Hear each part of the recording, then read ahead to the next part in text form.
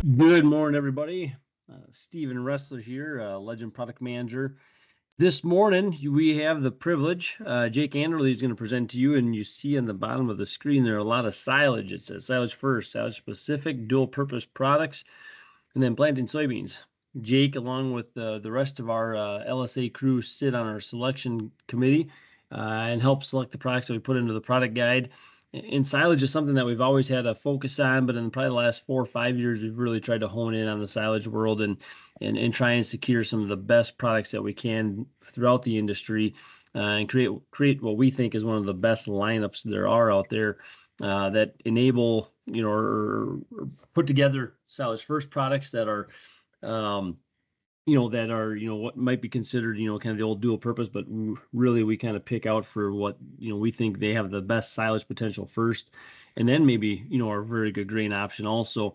The silage specific, Jake will talk about those, as products, the leafy flowers kind of that are just specifically for silage. And then, again, our conventional dual purpose products. So really good solid lineup there. Jake plays an integral part of into our testing and protocol and selection for the silage world. So stay tuned to listen to him. He'll have a lot of good things to say here on the silage side. And then he'll talk a little bit about planting soybeans. So with that, I have 816. Jake, I'm going to turn it over to you. Have fun. Perfect. Can you guys hear me okay? Loud and clear. Perfect. I got to apologize. I'm not sick, but I get allergies every year when all of our wonderful snow disappears and all that moldy grass and stuff, and I was out in it all weekend. So I apologize if I sound a little scratchy. Okay, so this is Legend Seeds' mission statement. So Legend Seeds is dedicated to providing high-yielding, consistent producing, top-quality products that will provide you with more profit potential than you can get anywhere else. So today on the product side, I'm going to kind of talk through, Steve kind of went through it all, but there's a lot of, get a lot of questions on our silage side of things a lot of times.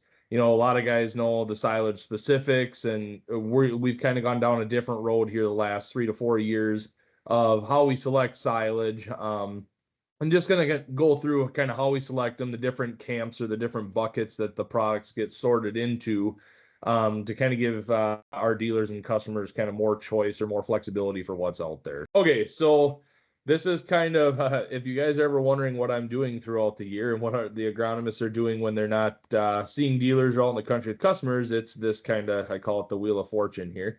So I guess if you start at the very top, so kind of that, like our sales year at Legend starts in August. So I guess kind of the first activity on the selection side with silage would be our plot data collection. So how we do that is, so we plant our plots, whether they be dealer plots. Some of them we have our knowledge plots that are out there, kind of our training type and research plots. So what we do is we plant those just like normal, nothing separate. And we do pull silage samples out of some of our grain plots too, which a lot of guys are like, well, it's a grain plot. How can you pull silage out of it? And I'll get into that here in a little bit. But so we kind of try to get as many data points as we can, especially on new stuff or EXPs or stuff that's going to be in those silage specific type lineups, like the silage specifics or the silage first. So once we get that all done, September is kind of a whirlwind. Sometimes the last couple years it's leaked a little bit into August on the early side. And then I had plots this year in Wisconsin that were mid-October just because of the late planting. So that's kind of a target. So essentially those samples and all the data that we get, those samples get fermented. We vacuum seal them once we get them. I forgot to mention, so we harvest. What we do is we go into those plots, pull 12 plants for the tonnage data. They're hand cut. So we pull 12 plants out of the plot, weigh them, get the tonnage, and then we pick representative 3 to 4 plants, grind them through a wood chipper, and then take a sample out of that. And we're not in our plots, in our silage plots, and don't get me wrong, we definitely do have some where we collect tonnage data off the chopper and those kind of things. But what we're really looking for is we're looking for the quality side of things most of the time. So tonnage data is good. I will argue the point till I'm dead that I can get anything to ton through population and fertility. Doesn't mean the quality is going to be there. But the tonnage part of it is, if you're doing tonnage plots, it's a whole different kind of thing. When we're doing our plots, we're really looking at the quality. Over a number of reps, it's really hard to kind of hide, genetic quality. If you're going to have a high fiber digestibility in a product, if you pull 8 data points, 6 or 7 of them, it's going to rise to the top. So that's really what we're looking for. So then after the plots and all that stuff is collected, Wrestler, me, Brian McNamee, Jesse, Jeff, we all start going around to our genetic plot tour evaluation. So those are anywhere from up in the Red River Valley, way up in towards Fargo, all the way down to DeForest, Wisconsin. I know Wrestler and Jesse go all the way to Cayman, Nebraska. So we're kind of all over the place looking at products for, both experimentals that we want to test and bring into our lineup to test, or stuff that we want to commercially launch. But that's kind of where we get our first eye test and a look at things that are to come for the future. So then obviously grain plot harvest, October, November, it's no secret. And then selection week in DeSmet. So once we've got all that data between the grain data, the silage data, we've got all that stuff back compiled. Then we meet with all of our genetic suppliers in DeSmet, South Dakota, out at the headquarters, usually second, third week of December. And what we do when we're out there is we're looking for, on the silage side specifically, we're looking for those products that, not only that the genetic suppliers data looks good, we always like to give them a little bit of a truth check too. And we cross-reference that with our data. Most of the time, if they have something that looks really good in the data set on silage, it also matches our data. But there have been one-offs where they tell us it's the greatest thing ever for silage, and I pull my data up of 8 data points, and it was not that good. So but that's kind of one thing, is that it filters or kind of helps us build that lineup and make it as solid as we can. So then what we do is, so after we select the products for commercial launch, or what we're going to have in the Legend lineup for next year, then we go we just did this year a couple weeks ago, the EXP hybrids that we're going to put in our plot. So these are products not only on the grain side, but also silage that we want to look at, bring in, test in specific locations, sometimes write down specifically to a specific dealer, or a specific geography, a certain county that we feel we need this product in, or we have a lot of products that we test all the way from North Dakota to Michigan. So we pick out those ones that we identify from back in September, October, that we looked at, that we didn't bring in, but maybe we want to take a look at and test. So, and then planting the plots, taking notes season long, and then we're right back to the harvest side. So, okay. So I kind of touched on this a little bit. So our selection process, so agronomics and quality are at the forefront. So we're not picking things just based on, well, we need to bring a double pro in here, we need to bring a Duracade in here. We're not doing that per se. We're looking for the best products to fill that lineup based on, sometimes it can be price point. Sometimes it can be just, I've got in Eastern Wisconsin, we have specific markets where guys have to have Viptera above ground for Western bean cutworm, or have a Triceptor or something with that trait to cover Western bean. So we take all those things into account. This one, the second bullet point here, is the most important one. We test most EXPs. So if you guys are ever wading through silage data and you're looking at stuff, you're like, what is all this random material? And some of it looks really bad. The reason that stuff is in there is we have found some of our best silage products that we are currently selling today. If you guys, any of you know 9101 Smart Stack, when that product first came out, we were told by a genetic supplier that it was a short plant, wasn't going to be very good for silage, just mainly a grain only hybrid. And I can tell you that consistently year over year, that is our top testing silage product for fiber digestibility, starch, and a lot of times tonnage.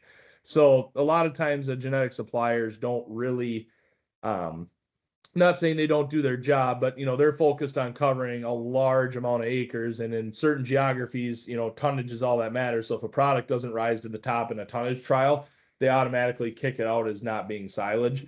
But that's one thing that we kind of pride ourselves on, is we can bring out those niche fit products or discover things like that to kind of make our lineup unique.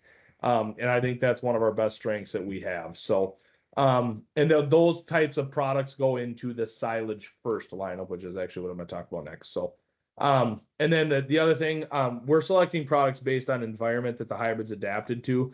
And that's, we talk a lot about this, Brian and I, when we sit out at that table and just met, sometimes we want to throw stuff at each other. because we don't agree, but we're picking stuff that's tailored to your environment.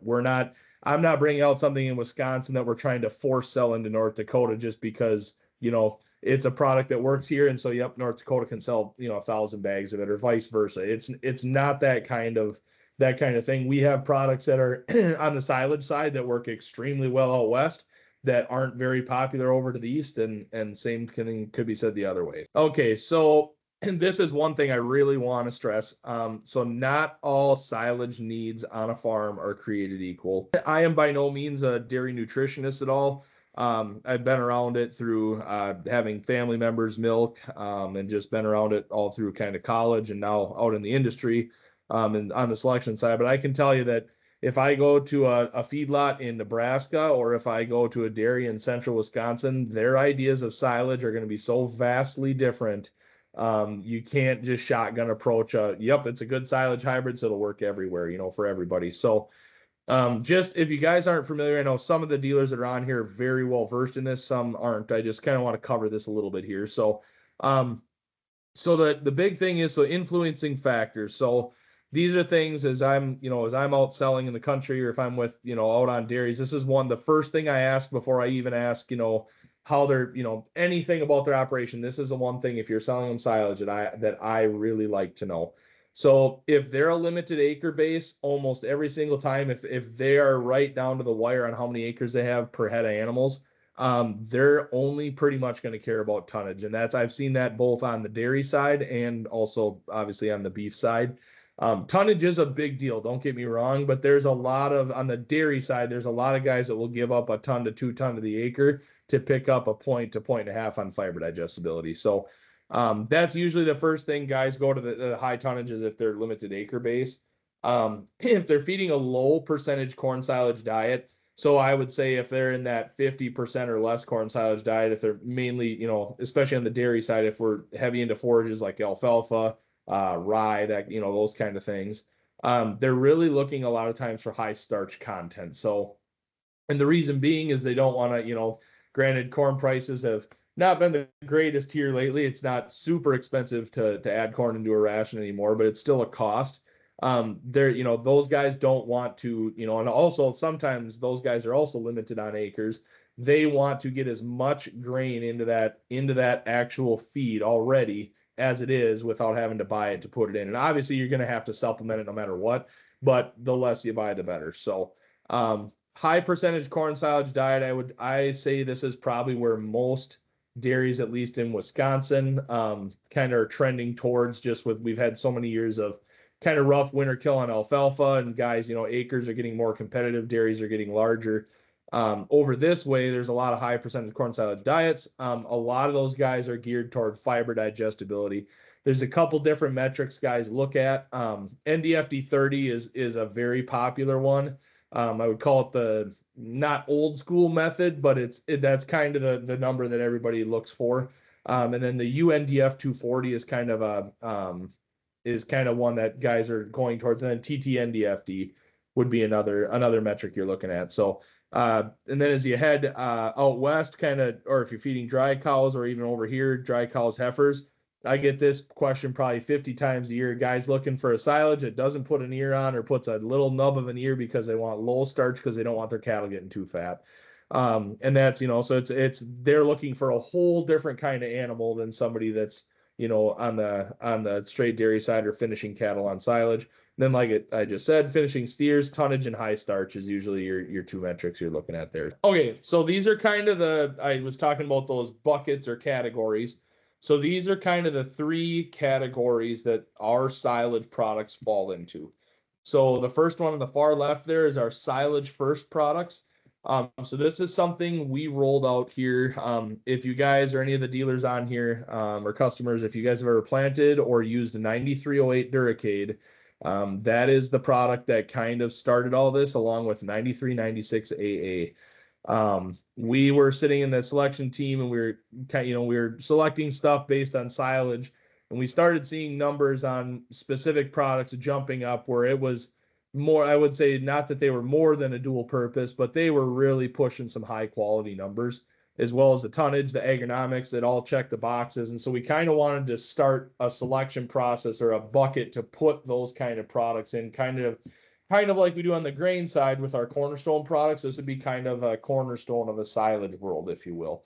So these are when you look at if you flip open the Legend product guide and you go to that silage first lineup, those are products that were selected for their silage characteristics first, if that makes sense. Now, disclaimer, some of those products also are top grain hybrids. For instance, 9101 Smart Stack has been a very productive product from east to west on the grain side.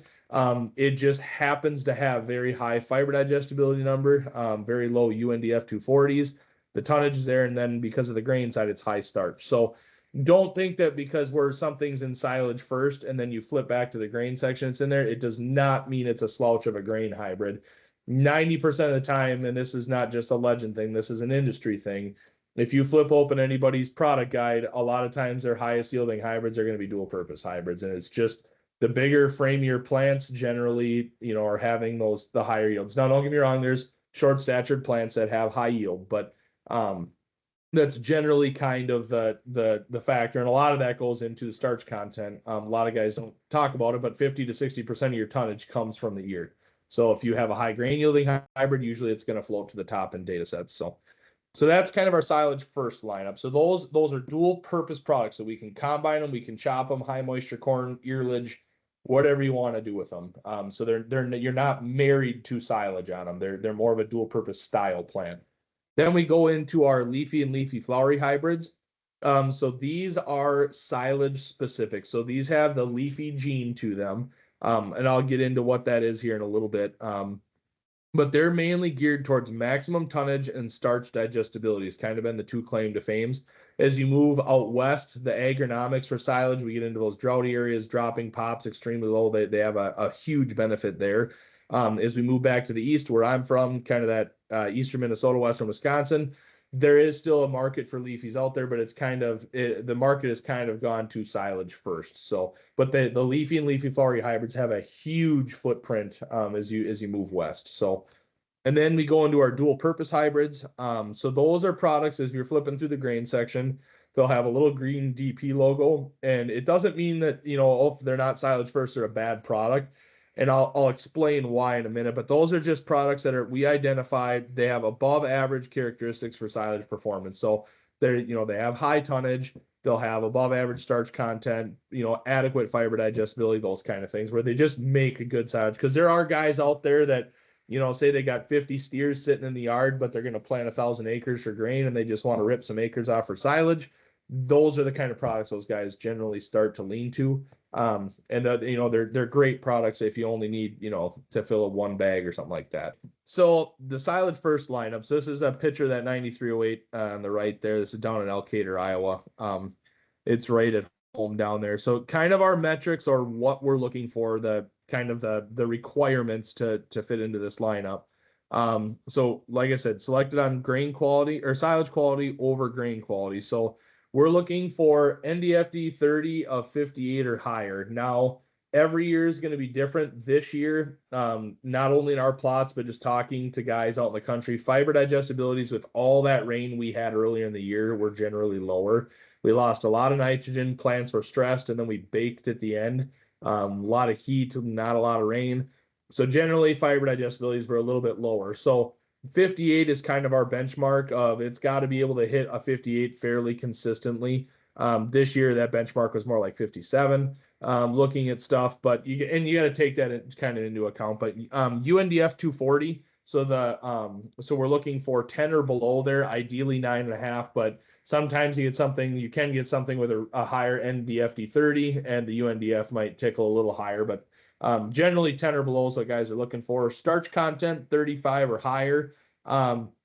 If it doesn't hit 35 starch, generally it'll get just a straight DP designation. And those are the plants that just get so big. A lot of people think, well, if it doesn't have a high starch content, it must not be a high grain yielder. And that's kind of not true. A lot of times those lower starch content products are just extremely tall. So there's just a lot more stover or, fodder in the overall, if you take a sample of it, the percentage of that is higher than of what the grain is. So And then obviously the agronomics, it's got it, we're not just selecting it, on the quality characteristics and then just throwing everything else out the window.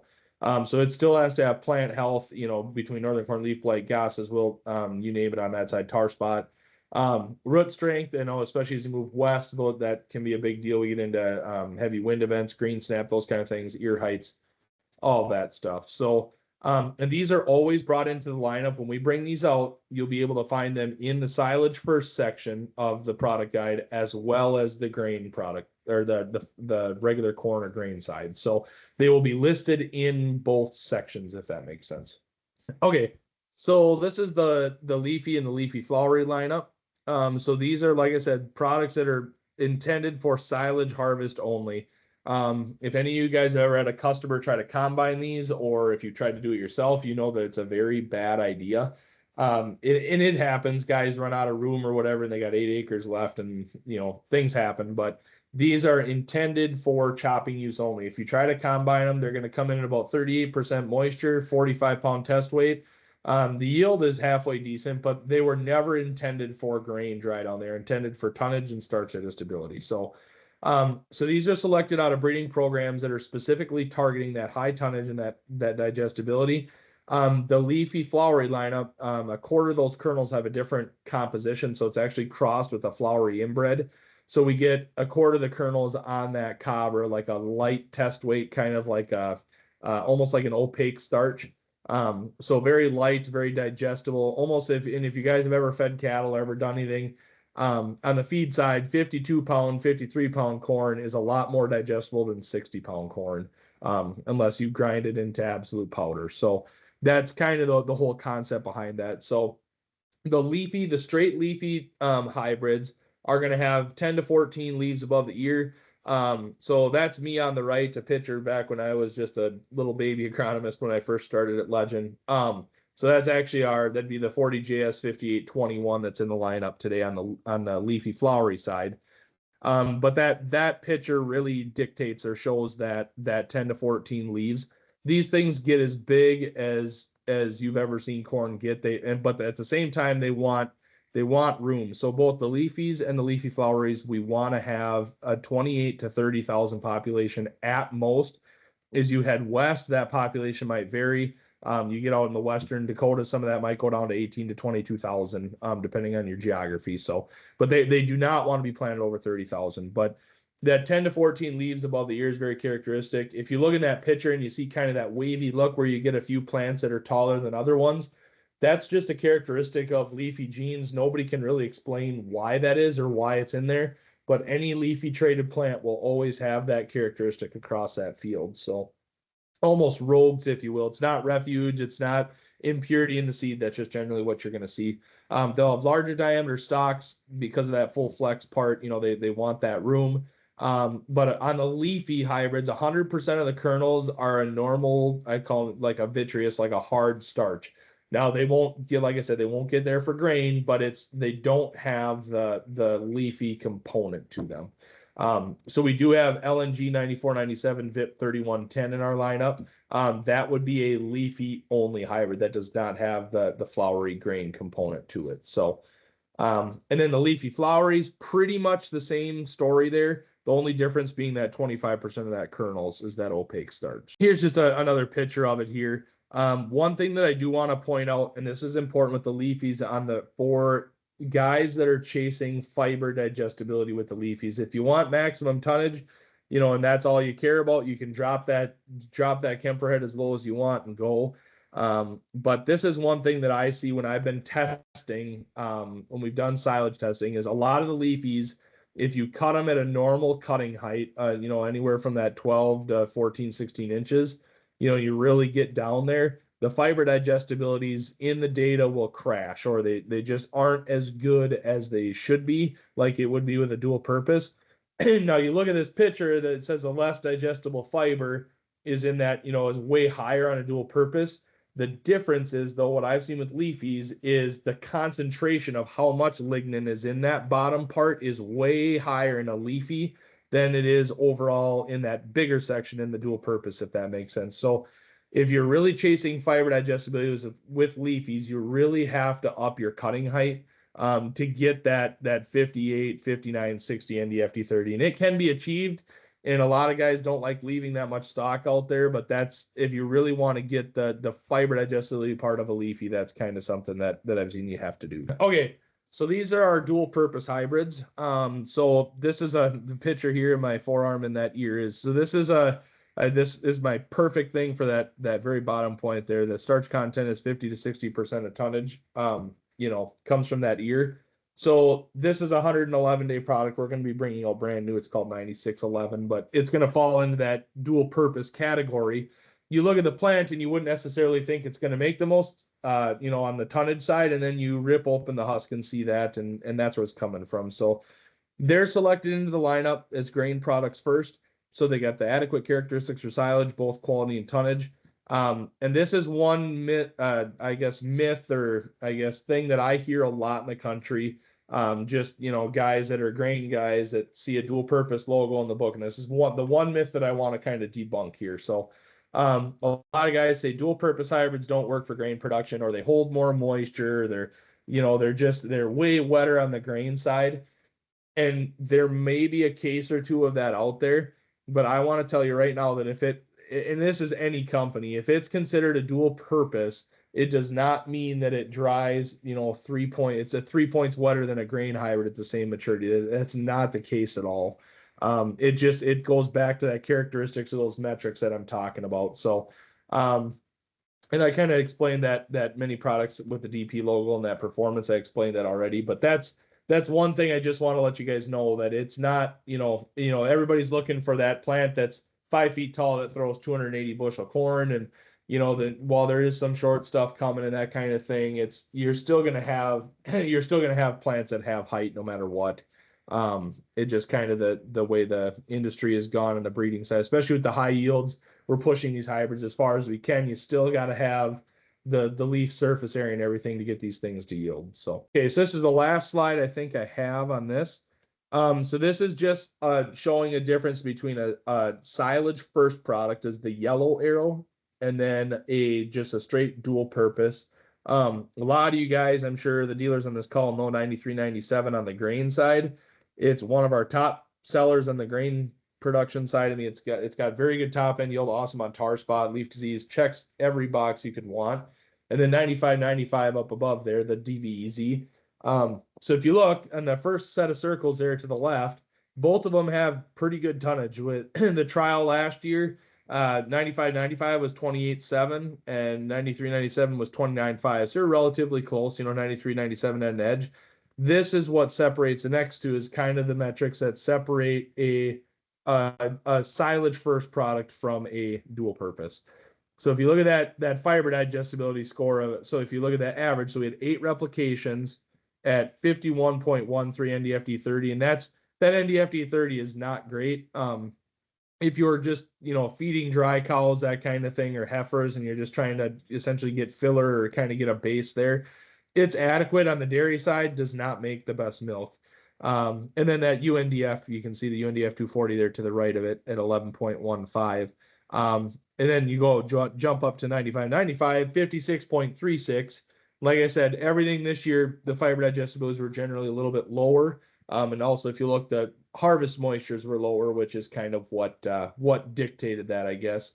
And then looking at the milk per ton numbers, that's another one that I do take into account quite a bit, more than the milk per acre when we're doing the selection stuff, but 3723 versus 3506. So that's kind of the things when the selection team's sitting down. Those are the kind of metrics or the things we're looking at when we're bringing these products into that silage first lineup. So, okay, so this is going to be shifting complete gears here. So the one disclaimer before I start any of this is, because soybean, between populations, depth, all this stuff, there's lots of general opinions. This is not Legend Seed stance on everybody should do exactly this. This is just general recommendations, east to west. I know guys out west are doing a lot of air seeding at higher populations, and you got guys in Wisconsin that drop at 80,000. So don't completely just take that into consideration when I go through this. So, so the first thing I want to talk about is kind of fertility versus population. So just based on what I just said, a lot of the industry, as I go around to farms, just whether I be in southern Minnesota or Iowa or over into eastern Wisconsin, everybody's looking at cutting soybean populations. How much can I cut? How much can I cut? And I think, from 10 years ago to where we were a couple years ago, I would say we were heading in the right direction. But I think a lot of guys have hit a point where we've actually started to go too low. In some scenarios, some guys have got it dialed right in, and we got really good bean yields. But I think, especially in my personal geography, as I head into northern Wisconsin, I think a lot of guys have dropped that pop too much, and that's why we're seeing bean yield slip a little bit. So, these are just kind of general guidelines that that you hear of in the industry, and also my personal beliefs. So when you're in low fertility and low yield acres, so granted, I know low yield in Wisconsin could be 40, it could be 20 somewhere else, but when you're in those lower fertility, lower yielding acres, I generally recommend increasing your population anywhere from 10 to, on the top side, 20%. And the reason for that is when beans get stressed on the fertility side, they'll I call it that they don't get lazy, but they kind of go into survival mode. So they're gonna throw 30, 35, 40 pods, whatever that number is, and that's just kind of what they're gonna do. They kind of almost turn into determinate eared corn plants, if you want to look at it that way. They're only gonna throw a certain amount of pods. The one thing that beans don't know is that their neighbor Fred next door, he doesn't know that he's got a neighbor really, and he doesn't know how many pods he's throwing. So he's gonna throw the same amount. So when you get all those bean plants stacked up in a row, if you can trick those beans into having another 20, 30,000 population throwing that number versus say we were at 140,000 throwing that many pods, or 170,000, at 170,000, they're all throwing the same pods, and you can actually get a little bit of a yield bump. Also, the reason for that, depending on the geography, some of those low yielding areas can be really heavy wet pockets, clay knobs, where we struggle with emergence, wetter areas, and helping each plant get up out of the ground to get an adequate stand. And also, and I'll talk about a little bit about the early planting side. Your moderate fertility yield, I kind of call it your steady Eddie average acres, pretty decent ground. Keep your populations where they're at. I don't recommend. And then if we're going to cut populations, or, go do something crazy where instead of planting at 140, 130, we're going to drop her down to 110.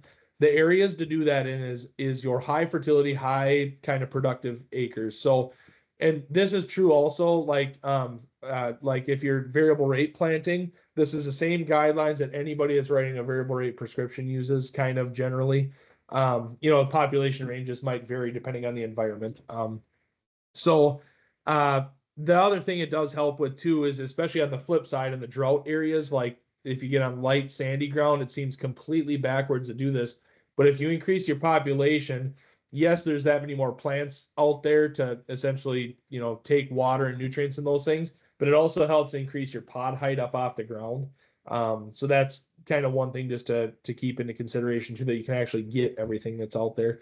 And I am, another disclaimer, I am by no means an IDC expert, but in areas where we have, higher IDC pressure, there's been a lot of studies showing that upping your populations, and getting more plants to exude a little bit of acid into the soil in that root zone and get them essentially more crunch tighter, doesn't fix IDC, doesn't make IDC go away. Definitely doesn't bring your soil pH back to a 6-7, but it can help with that white yellow flash, or that the IDC symptomology. It can help plants pull through that by going higher population in those areas. So I don't know if Wrestler or Jeff is on, want to touch on that, but I am, like I said, not an IDC expert, but that's one thing that I do know that I've heard over the years. So soybean planting on the row spacing side. So this is going to vary widely depending on geography, weed control methods, soil types, tillage, everything. So most university data, if you type in optimum soybean yield population, blah, blah, blah, all that stuff, they're going to come up and tell you 15-inch rows are optimum for yield, and that's essentially in a controlled environment with no weeds and everything's perfect and hunky-dory. I can have the argument for drilled beans. I can have the argument for road beans and 30-inch rows. I know guys that, I would never recommend it, but I know guys that drop at 38s on beans. So it's, it can be anything. The biggest thing though is row spacing versus population. When you start cutting those populations, and this is one thing, being an agronomist, anytime anything goes wrong, whether it be Brian or me or Jesse or anything, when something goes wrong, our phone rings. And when I'm out looking at complaint calls in the spring, or like guys that are struggling or having issues in a field with beans, it's usually that we've got 15-inch row of beans or narrower, and they've cut their populations, and we have a stand issue. And that's just one thing is, and I'm not saying you can't cut populations with a drill. I mean, I know guys that drill at 140 and have phenomenal stands, but it's your margin for error is a lot thinner than it is if you're a little bit higher. So especially that matters, and I'll talk about in a minute, is we're pushing planting dates way earlier. So the method of planting and row spacing, it's not as critical to yield as the emergence and stand consistency. So that's getting your plants out of the ground at the exact same time, and consistent bean stands is more important than essentially, what we have for row spacing. Because I'd rather have a consistent stand in a 15 or 30-inch row than, a perfect stand in 3/4 of the field with drilled beans, and then certain little spots where we have nothing in a 15 by 15 yard area. So that's what I'm talking about with consistency, is having plants essentially consistent in that population throughout that whole field is going to drive yield more than row spacing. So early plant date soybeans. So this is one where I always get a lot of guys and a lot of questions and arguments, and guys telling me I'm wrong or that kind of thing. But so this picture on the right here, I thought we were absolutely crazy. This is a field right behind my house. We planted beans April 14th last year. My neighbor did put them in, no-tilled. As you can see on April 14th, and this is the disclaimer to this whole conversation on early planting, only if conditions are fit. As you guys see there, that ground was bone dry. There was dust flying everywhere. It is the early planting conversation only comes into play if the soil conditions are fit for planting. Just to pull a planter, pull a drill across the field when it's, mudding them in just to say you had them in a week earlier than last year doesn't do you any good. So the biggest thing, there is a correlation between early plant date on soybeans and yield increase. I get, the one-off guys that'll argue, I plant beans June 1st every year, and they're the same as I plant them May 1st. And that may be true, but for the most part, a lot of university data shows that there is a very high benefit to planting beans on the early side. Going with a longer maturity bean, gives you an opportunity for higher yield in the end game at no extra cost by planting them early. But the next bullet point there is the most crucial one. This is one I see a lot of guys mess up. So if you plant a longer maturity soybean than what you normally would, so let's say we're in a 1-4 kind of growing zone, so we plant 1-2 to 1-8 beans. Let's just say we're in that maturity, and you go to plant a 2, and you're like, I'm going to plant beans early. I'm going to plant a 2-1 this year. If you plant that 2-1 and you plant it on April 15th, or if you plant it on May 15th, it's going to drop leaves on the end game, the harvest timing. It's not going to vary more than a couple days. I mean, the advantage on the end game is not what guys think. Guys think bean maturity is all based on, well, if it's longer and I plant earlier, it'll finish earlier. You're still not going to combine that 2-1 September 15th. That's not how it necessarily works. So, and I'll explain that here in a little bit. But where that yield increase on that early planting is coming from is we're getting that bean planted, number one, earlier. We're getting it up out of that ground. We're getting the essentially more trifoliate stacked onto that plant, or more surface area, solar panels, if you will, onto that plant before the summer solstice date. And that summer solstice is the initiation of flowering. Now, a lot of times if you plant beans mid-April, they're going to start flowering 5, 6, 7 days. Sometimes before that, you'll see a purple flower here or there. But generally, that June 21st is kind of the date that everybody uses. Here's a graph just kind of explaining, this is on that maturity side. So if you look at that early planting window, granted, a lot of guys were even pushing it further a little bit to the left on that yellow bar there. But just the daylight and the day length is the photo period is what matters. So is we're to the, in this graph here. So I took this off a university website, but so in Madison, Wisconsin at July 1st, we have a lot more daylight than we do in Arkansas, but Arkansas grows, quote unquote, longer maturity beans than we do. The longer the maturity of bean means the less photo period that it needs. It needs more photo period days, but it needs essentially less photo period versus when we go north, you go up into the North Dakota and you start getting into that early group 0 or double zeros. Those beans take a lot more daylight than a bean that I would plant here in Ellsworth, Wisconsin, So it's not the maturity thing does not mean, how fast is it gonna, get to senescence and everything, just based on calendar date. It's all from the solstice to leaf drop is what that maturity is measuring. So late planting date on soybeans. On the picture on the right, for most of the guys in this call, that's the way things looked the third week of June. There might have been plants in there, but this is a common thing, and it seems like every year in our geography, somewhere is wet late, and we're planting beans late. So late planting date recommendations. So planting your normal relative maturity soybeans up until June 1st is the recommendation. I know a lot of guys, we start getting rain that third week of May, and they're like, oh my God, I got to switch maturities. It's going to be so late. Going back to that conversation about leaf drop that all that really matters is getting them in, June 1st. There's still plenty of time to put on yield with your normal maturity bean. After June 1st, so as we're heading towards, and everybody's insurance date's different, I believe here where I live in Wisconsin, it's June 10th. As we start heading towards that date, if you're going to switch maturities, do not switch less than a half a relative maturity group earlier. So if you plant 1.4s normally, and that's kind of what's your normal, don't go less than a 0.9 to 1.0. And do that right up until the insurance date. And I say that I am not telling you to switch for sure. I'm telling you, if you're going to switch, do not do it. You're going to see a significant yield impact. And these recommendations are all off University of Wisconsin recommendations. And I've seen this personally through doing plot work, guys' fields, everything. A lot of times right up until insurance date, as long as you're not, really crazy pushing the planting maturity, if you're really not pushing your relative maturity zone, you can get away with regular maturity soybeans right up until insurance date typically. So, and then when we get really late, so say we get in that 15th, 20th of June, around my area, all of a sudden, I know we were planting beans July 1st this year. Then you're generally recommended to switch, and switching about a relative maturity group earlier. So if you plant 2.0, switching to a 1.0. If you plant 1.0, switching to an 0.1. When you get that late, and the reason for that is you're trying to avoid, frost damage late into the fall. Once you pass that solstice date and you're planting after that June 20th, 21st, not that the rules go out the window of the leaf drop timing, but it kind of goes out the window.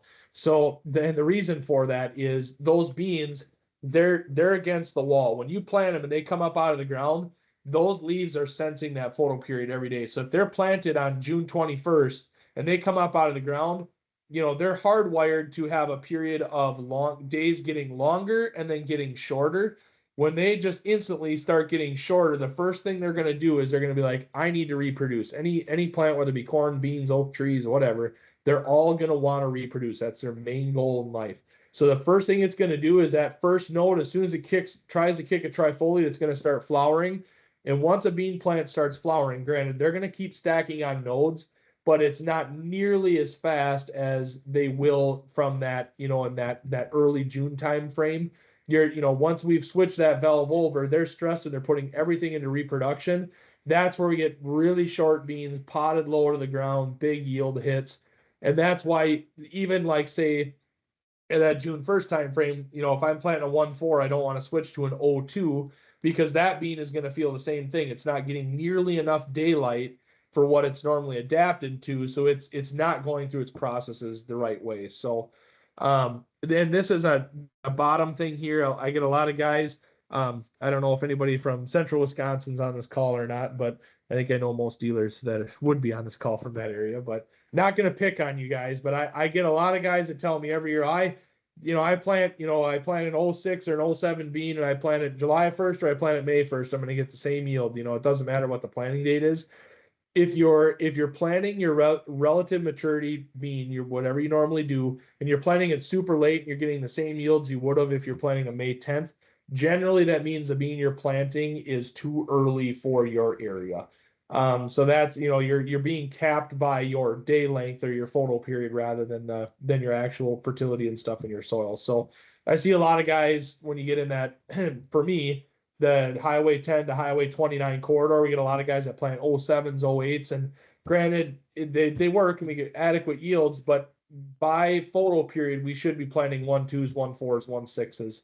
And it's just kind of the a lot of guys get on in the habit of, I want to plant early beans because I want to get them off before our soils get wet. So just kind of one thing to keep in mind. And then planting date versus population. So this one kind of follows the, so like say if you're, somebody's going to be like, well, if I'm planting beans April 15th and I'm going to variable rate them, do I increase it 20,000 and add 20% or not? And this is keep it the same. So if you're already increasing at 20% your low fertility acres, you don't need to add another 20% or another 20,000. So population by date, if you're going to push the envelope, go before May 1st.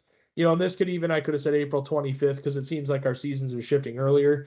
But if you're in that April 15th, 20th, as I sit outside today or look outside out my kitchen window, it looks like it's going to be about 60 degrees today. Looks like we're heading maybe towards early planting or a chance at it. Increase populations by 20,000. Even so, if you're planting, and say your high fertility soils, I'm going to drop at 130. There is definitely a benefit to planting at 150. We saw some issues pretty much all from southern Minnesota, northern Iowa this year. Guys planting beans early, and then we had a cold down stretch, and then soils kind of crusted. We had some population issues. But same thing, the lower we drop those populations, you got to remember beans are 90% germ on label. So you have 140,000 planted at, or 130, pick your number, take 10% off. Well, then if you cut your populations 20%, now our starting number is 110 if you're dropping. Now, to get adequate yields at a 80 to 100,000 final stand, we're already, zero margin for error on stand loss. And that's why I say increase by 20,000. May 1st to June 1st, whatever your normal seeding rate, obviously, if we're normal planting time, keep everything normal. And then this is the most crucial one, when you're planting beans late. So June 1st is kind of the trigger to start increasing it. So from June 1st on, and this is same thing when beans get stressed, not only on the fertility side, but also the day length side, they're going to start just throwing a certain number of pods. So that's increasing your population by 20,000. Number one, we talked about that, how they can kind of stunt out and get short. Having more plants gets them to stretch a little bit, get those pods up off the ground a little bit so we can get them all.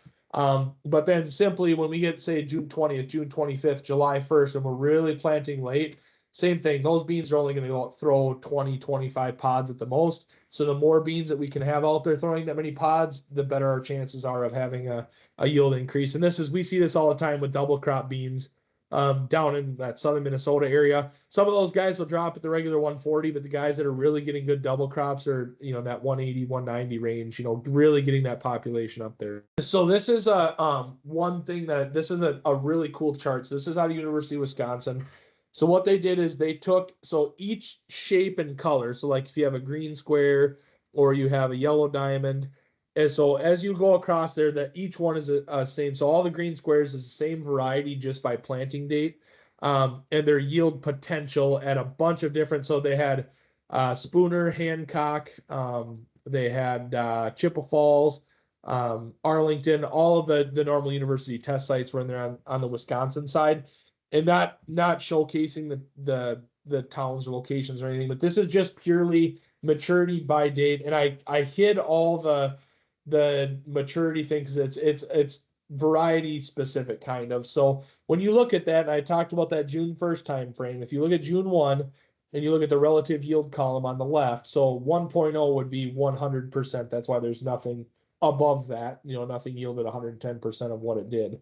So at 100% there, we're still almost to June 1st. We're still at 95%.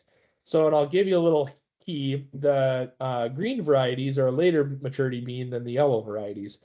So if we would switch, and it's about a half relative maturity group, it'd be like a 2.0 to a 1.2.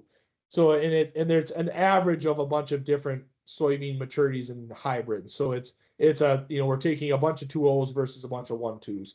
So it's not variety to variety. So if you look at that, we would have dropped almost 10% of our yield by switching on that early side. Well, if we're in 60 bushel bean country, essentially we're losing 6 bushel just by switching, versus if we would have kept at that same maturity, yes, our top end yield has been capped. We're only at about 95-ish% with the green circle and the green diamond there. and we switched to the variety that's the orange or the yellowish color there, the square of the circle, we would have took a yield hit right off the top without even realizing it. Just kind of a knee-jerk reaction type thing. So, and then you can see there's that certain point, like I talked about, that June 10th, the insurance date, and then you can see how fast things fall off after that. That's where switching to that relative maturity. So if you look at the same thing, if you look at that the circle, the orange circle and the orange square, when you pull those things out, they definitely did better than some of the other stuff as you get later. So, or excuse me, the green. I'm sorry, the green.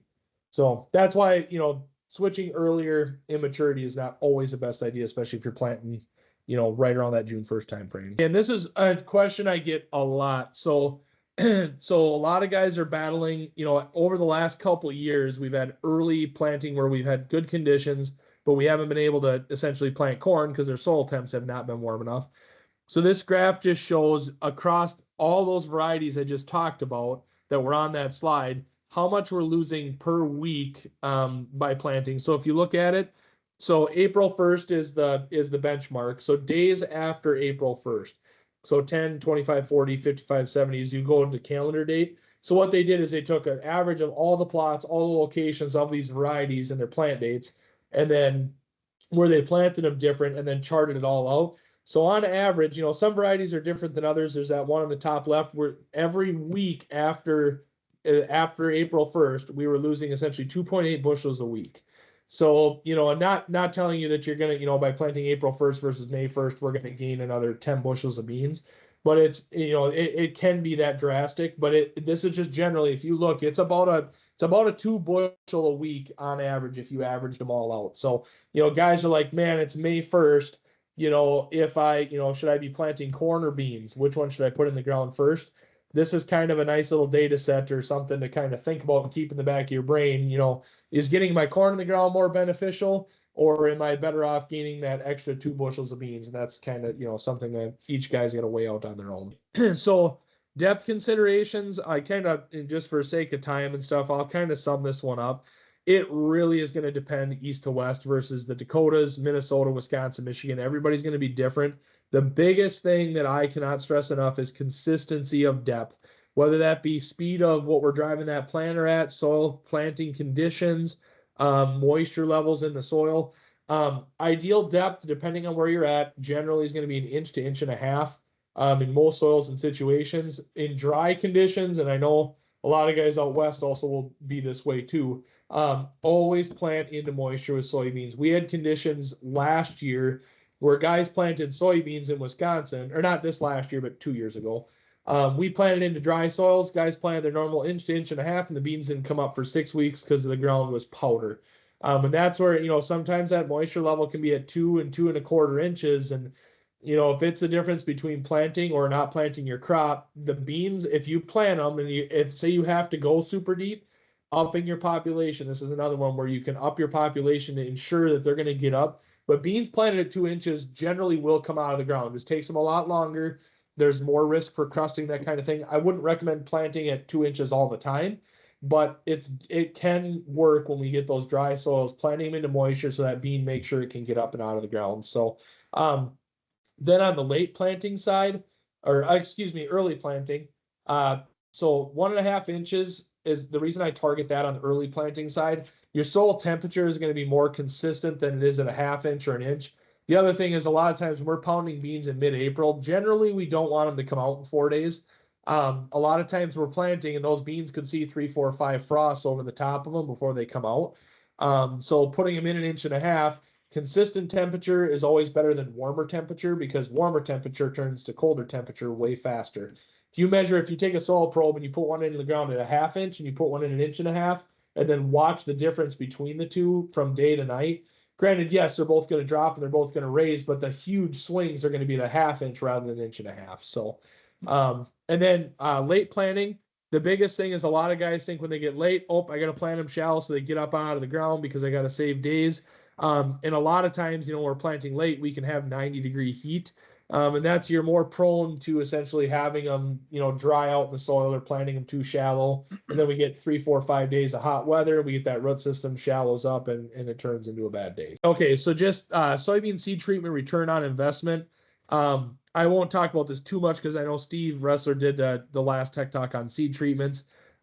Inoculation is one of the highest return on investment seed treatments on the market. There's arguments guys say, well, I'm corn bean rotation or I've never inoculated, never seen it pay. The thing with inoculation is that just say ballpark figure, say it costs $3 and everybody's, you might run a peat inoculant at 50 cents, whatever, just for argument's sake, $3. So right now, 1/3 of a bushel of beans it takes to pay. It is really hard on a yield monitor or anything to measure 1/3 of a bushel. So a lot of guys say, I didn't see a difference. A lot of times we're looking for a 5 to 10 bushel difference, right? Well, 3/10 of a bushel a lot of times gets overlooked, especially if you're just staring at a yield map. You can't pick that out. So it is one of the highest return on investment and the highest percentage of return on investments there is. So the biggest thing for seed treatments of anything that you can put on a soybean, especially this last year, was fungicide. And I'll tell you, fungicide does not have 100% return on investment every single year. Nothing in agriculture does. It's even top dressing nitrogen. You can have a year where it doesn't rain and none of it gets in the ground and you don't get that return. But that's why they call it farming. But that fungicide does not have 100% response. But the big thing is 1 year of a positive response on fungicide pays for about 10 years of application. There's a lot of university data that shows that. I've seen it personally through plots. I'm going to show you one here in a minute. And the biggest thing with seed treatments, and this is one thing I really stress to guys in my part of the world, is you get a lot of shotgun approach. Bean prices are good. Well, I'll treat my beans this year because we got there's money out there. Prices go down, guys like, I'm not going to treat beans this year. The problem with that is it's like crop insurance. If you take hail coverage every other year, and the year that you get hail, you don't have coverage, what good was paying for the 15 to 20 years of hail coverage and not collecting on anything? And anybody knows this, if you've had 100% hail loss, generally that pays for lots of years of, you come out pretty well ahead on that. Nobody likes to see hail, but it's one of those things that you pay that little bit every single year, and then when it hits, it pays huge. So, the shotgun method doesn't work. It's kind of like, I'm not very good in Vegas, but going down and just picking red every single time, you're not going to win every single time. Okay, so this is a plot. I don't know if Mike's on this call. So Mike's a dealer for us down in Northfield, Minnesota. Very wet area, just like everybody, 3rd week of June this year. That plot, there was a little bit of Pythium early, but we had a lot of Phytophthora. And then there was other things. We had some sudden death come in late. So this plot is just a variety trial, 12 rows across. I think it's 1,100 feet. It's a pretty long run. And these beans were planted almost side by side. So 2 entries of 16Es. The top one that won the plot was the ASP treatment. So this was out of our plot bags, the YP Pro and Rhizolic, at 66.2 bushel. We had untreated beans to finish the rest of the field. Just Mike had untreated beans. I think he might have put inoculant in with them, but they did not have a fungicide. Those were at 48.04. So right there, so 18.2 bushel. If you figured, I think I figured $9 beans in this. So $163 an acre advantage to have that seed treatment. That seed treatment cost was $15. So to have the inoculant plus the YP Pro Plus. So essentially we had a 10.8 to 1 return on investment. Even, let's say a base minimum fungicide package like our YP Basic, and our most common one we sell here is YP Basic Plus, so that has the inoculant in it as well. You're talking a $7 soybean seed treatment. So essentially, I think we would have saw almost the same kind of return. That almost doubles that rate of, you're talking 18 to 20 to 1 return on investment there, just because of reduced cost, because it doesn't have the insecticide in it. So that's the most perfect textbook example of when it pays huge. So, and field variability, that kind of thing, that is probably one of the most even fields that I've ever done a plot in terms of fertility. It's tabletop flat, might not even move a foot in elevation from side to side. Very, very consistent field. Thank you. If anybody else has any questions, you can contact your local Legend Seeds representative.